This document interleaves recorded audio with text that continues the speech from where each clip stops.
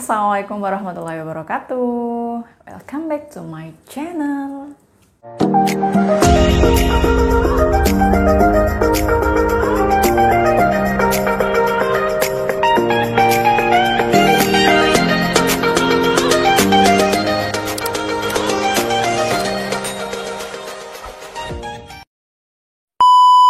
Masih dalam suasana Ramadan ya. Gimana nih puasanya? Masih lancar nggak?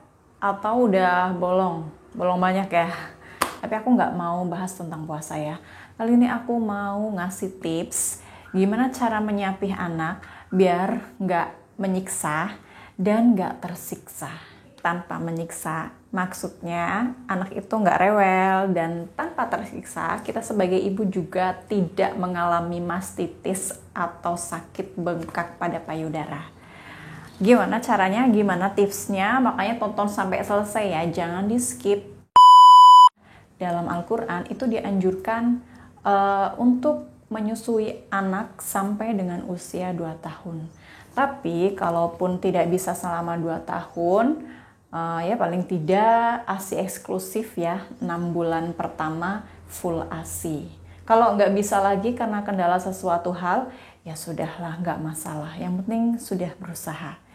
Nah, tips yang pertama, kalau kita mau menyapi tanpa menyiksa dan tersiksa, yaitu yang pertama adalah niat dan doa. Niat di sini maksudnya kita merencanakan, berniat untuk menyapi anak kita itu di usia berapa?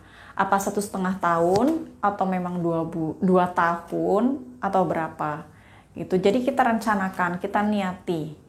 Sesudah kita niati, kita berdoa, mudah-mudahan dilancarkan semuanya. Kalau sudah niat, ya insya Allah akan lebih mudah ya. Yang selanjutnya adalah bicarakan sama anak. Walaupun anak kita usia 1 tahun, 1,5 tahun ya belum nalar lah, belum bisa diajak kompromi. Tapi kita bisa sounding. Jadi sebelum tidur, ketika dia mau tidur gitu kan, setengah sadar, kita kompromikan sama anak gitu. Saya udah mau besar nih, udah besar, udah mau 2 tahun. Nanti nggak nenek lagi sama ibu. Jadi Arbi harus bisa mandiri, nanti mimi susu yang di gelas ya. Jangan nenek sama ibu terus, kan udah besar. Kayak gitu-gitu. Kalau aku sih kayak gitu ya, sambil didoakan. Jadi kalau aku soundingnya itu selain kita sering ngobrol sama anak, kita obrolin terus gitu di kesempatan yang momen kita itu berdua gitu sama anak lagi main gitu ya, kita selipin gitu. Terus kalau nggak pas kita menyusui, kalau mau tidur didoain, mudah-mudahan anak aku nurut, terus gampang disapi gitu-gitu, supaya itu masuk ke dalam otaknya si anak. Terus yang ketiga, kenalkan susu formula atau MPASI yang berkualitas. Kalau MPASI kan memang udah dari 6 bulan. Jadi kan bertahap kan, dari bubur, kemudian teksturnya lebih kasar, sampai dengan 1 tahun itu disarankan sudah bisa makan nasi. Tapi beda-beda setiap anak.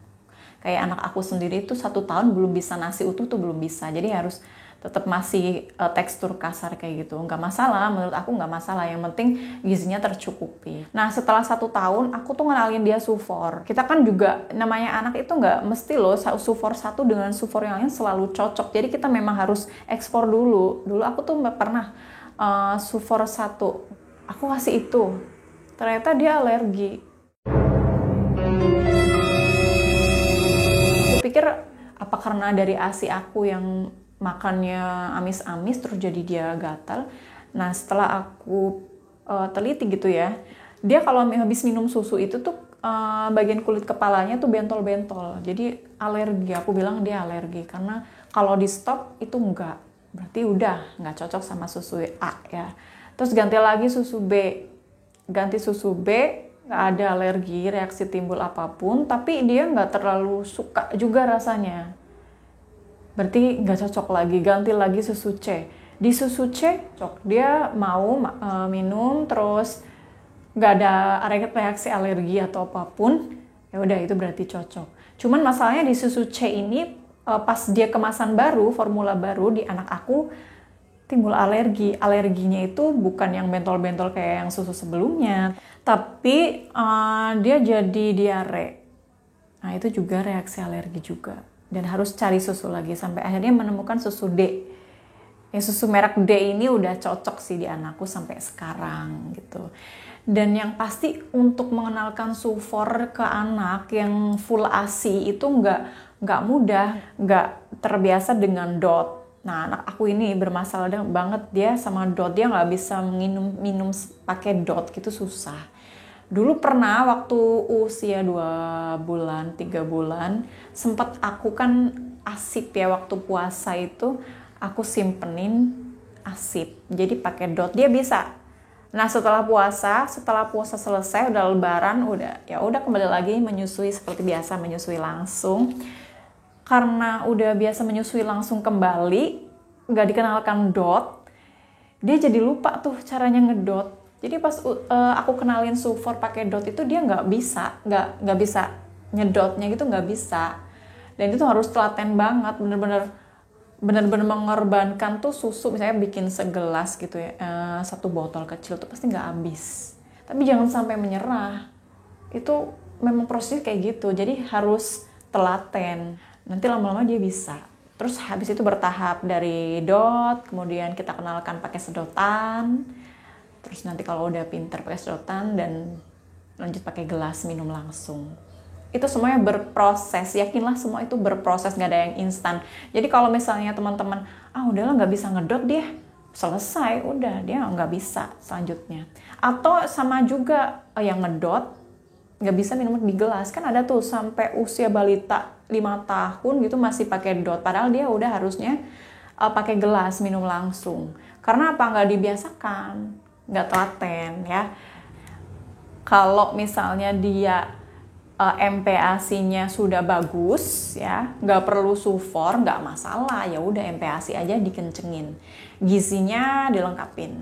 Nah yang selanjutnya itu kalau kita mau menyapi jangan langsung, lakukanlah dengan bertahap. Maksudnya bertahap di sini, misalnya ini besok 2 tahun nih harus stop nih ASI-nya. Hari itu juga nggak dikasih ASI gitu, ya udah pasti drama lah, dia yang guling-guling, yang rewel, yang nggak bisa tidur. Ibunya juga karena dia ASI nggak perlahan-lahan di stop gitu kan, langsung bengkak, kesakitan sampai sakit. Pokoknya kacau, dan itu nggak aku saranin buat teman-teman yang mau menyapi. Jangan sekali-kali mencoba hal itu ya, karena itu sangat menyiksa dan tersiksa beneran deh. Dan sampai akhirnya juga nanti gagal juga, karena melihat anak yang rewel disapinya gagal karena langsung gitu ya, tanpa pengenalan dari awal-awal. Ya kita lama-lama iba kan. Kayak kalaupun kita nggak iba, misalnya kita udah enggak, pokoknya kita harus stop nih, nggak boleh ASI, udah gede, udah 2 tahun. Terus yang lainnya kayak suami misalnya, ataupun ibu kita, orang tua kita, atau mertua kita yang tinggal serumah, nggak tahan dengan rengekan si anak karena nggak dikasih ASI, akhirnya mereka yang bilang, udahlah nyapinya besok lagi aja, kasihan, gitu kan. Wait a minute, who are you? Jadi aku itu memang merencanakan banget. Nanti kalau aku menyapi kan usia 2 tahun nih, gimana dia biar terbiasa dengan nggak ASI gitu kan. Dari umur 1,5 tahun aku udah ngurangin frekuensi ASI sih. Dari siang dulu, nggak nenen, misalnya sehari biasanya nenen 8 kali, ini menjadi 6 kali. Nanti lama-lama ya berkurang lah. Misalnya anak kita mau minta nenen ya udah dikasih, tapi kalau nggak minta nggak usah ditawarin gitu, pelan-pelan. Karena prinsip ASI itu kan kalau kita semakin mengurangi produksi yang dikeluarkan, itu otomatis produksi ASI kan juga berkurang juga. Nah itu maksudnya di sini supaya nanti kalau kita menyapi nanti nggak sakit lagi gitu, nggak ada cerita bengkak-bengkak. Jadi memang udah berkurang dari sananya. Yang susah itu malam sih, karena malam posisi kita kan tidur, ngantuk, capek. Jadi kadang-kadang kalau anak kita nangis minta nen, susah untuk menolaknya. Karena ya posisi kita ngantuk gitu loh. Mau bikin sufor pun anak belum terlalu terbiasa sama sufor kalau yang full ASI loh ya. Kalau yang biasa full ASI anak biasanya susah sih memang mengalihkan dari ASI ke sufor itu lumayan susah. Harus telaten dan terbiasa. Jadi kalau malam ya sudah biarkan mengalir aja. Yang penting kita kurangi di siang hari. Dulu tuh aku tuh waktu menyuapi anak aku tuh kalau mau tidur gimana caranya biar dia bisa tidur tanpa harus nenen dulu. Itu kan yang susah banget di sini menurut aku ya. Pakai sufor pun karena dia belum terlalu biasa, ya susah. Tapi aku tetap bikinkan sufor sedikit aja.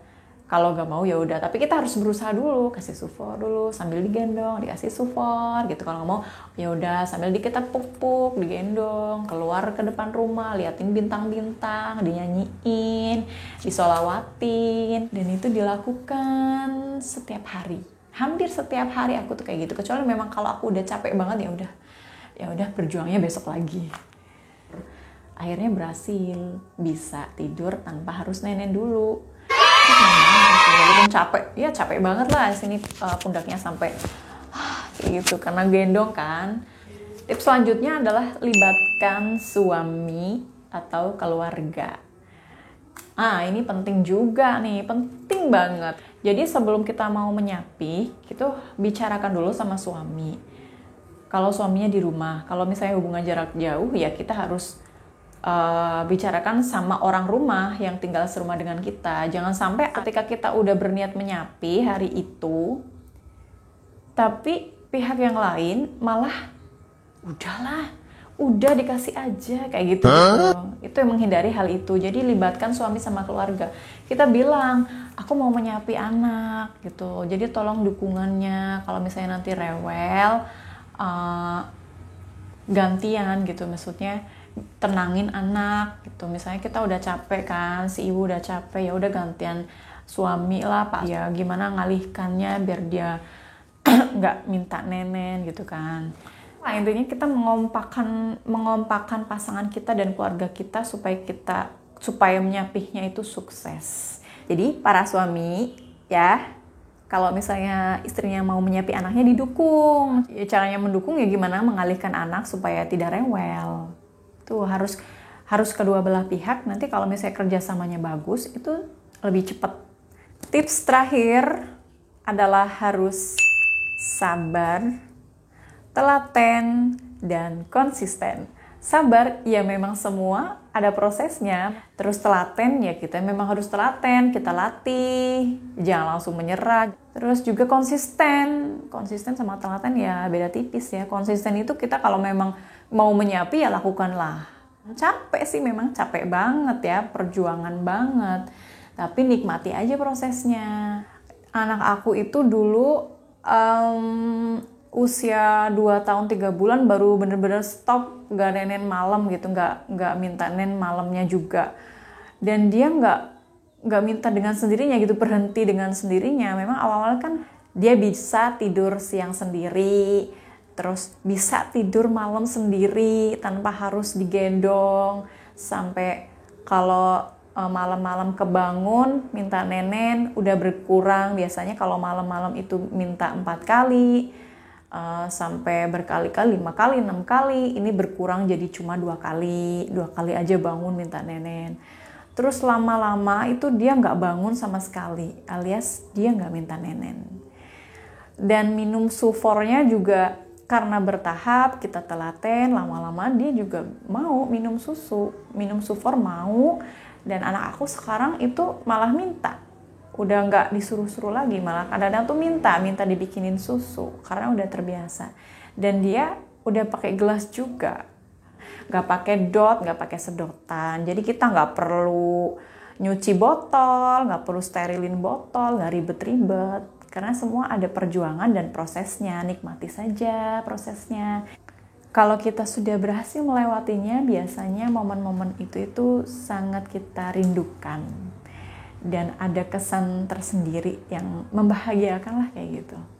Oh my God! Wow! Nah, segitu tips dari aku. Gimana? Gampang nggak? Apa susah? Gampang-gampang susah ya. Yang mau menyapi mudah-mudahan membantu tips dari aku. Terus mudah-mudahan sehat selalu, puasanya lancar. Dan yang belum subscribe, di-subscribe ya. Ditekan loncengnya juga biar gak ketinggalan video dari aku. Dan silahkan like, komen, dan share. Oke? Wassalamualaikum warahmatullahi wabarakatuh.